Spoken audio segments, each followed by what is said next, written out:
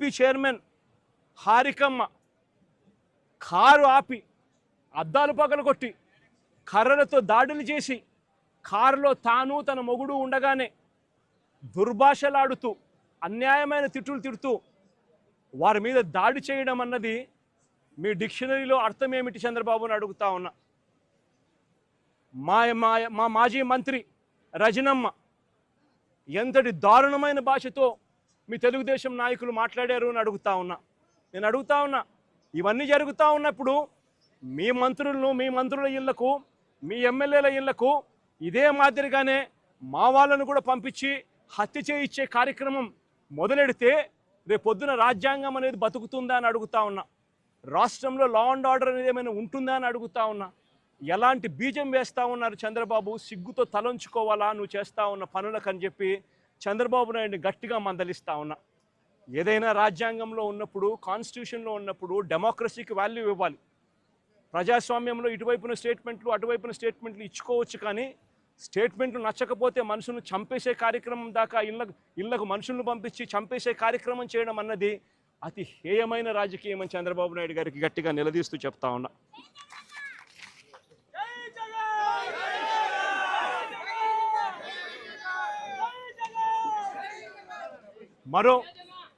మరో ఉదాహరణ, నా పక్కనే ఉన్న గోవర్ధన్ అన్న కూతురు.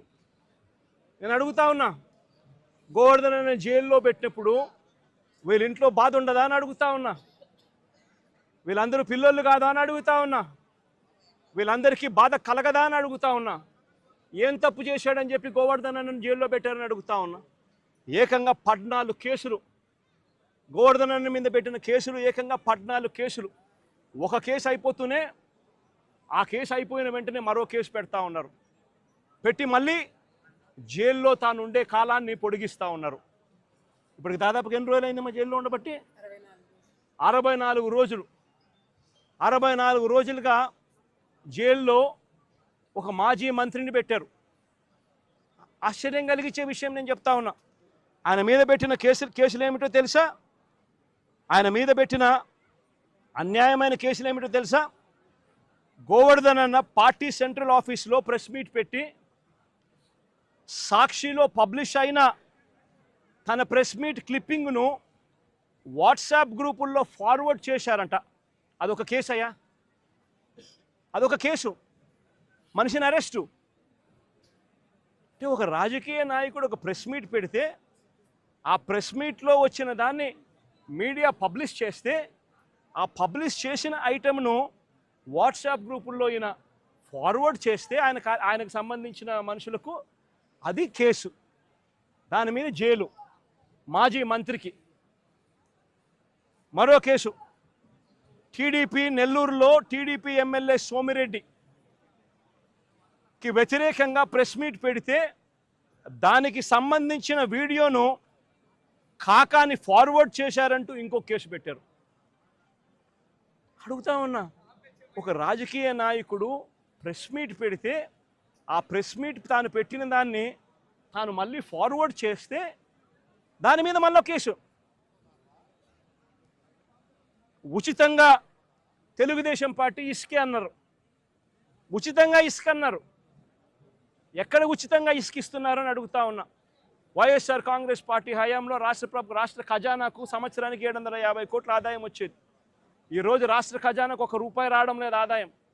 రేటు చూస్తే ఇసుక గత ప్రభుత్వంలో, మా ప్రభుత్వ హయాంలో కన్నా డబల్ రేటుకి అమ్ముతూ ఉన్నారు ఇసుకను. గుచ్చెలు విడిగా దోచేస్తూ ఉన్నారు రాష్ట్రాన్ని. అలాంటి సందర్భంలో ఇసుక ఉచితంగా దొరకడం లేదని, మీరు చెప్పింది ఇసుక ఉచితంగా ఇస్తామని చెప్పారు, ఆ ఇసుక ఉచితంగా దొరకడం లేదని భవన నిర్మాణ కార్మికులు నిరసన తెలిపితే ఆ గతంలో పోలిస్తే రేటు డబల్ అయ్యింది అని చెప్పి వాళ్ళంతా కూడా నిరసన తెలుపుతూ ఉంటే దానికి గోవర్ధన్ అన్న సంఘీభావం తెలిపాడు అని చెప్పి ఆ తెలిపిన దానికి మరో కేసు. ప్రజాస్వామ్యం ఎలా ఉందో చూడమని చెప్పి నేను అడుగుతా ఉన్నా. మీ ద్వారా రాష్ట్ర ప్రజలందరికీ కూడా విజ్ఞప్తి చేస్తూ ఉన్నా.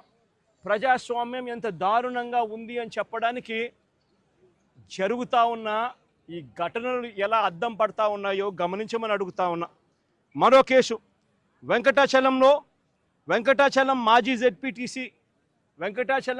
జెడ్పీటీసీ శేషయ్యన్న మీద అక్రమంగా కేసు పెట్టి జైలుకు పంపితే దీన్ని నిరసిస్తూ గోవర్ధన్ అన్న మాట్లాడితే పోలీసులకు వ్యతిరేకంగా మాట్లాడారు అని చెప్పి దాని మీద కేసు పెట్టారు.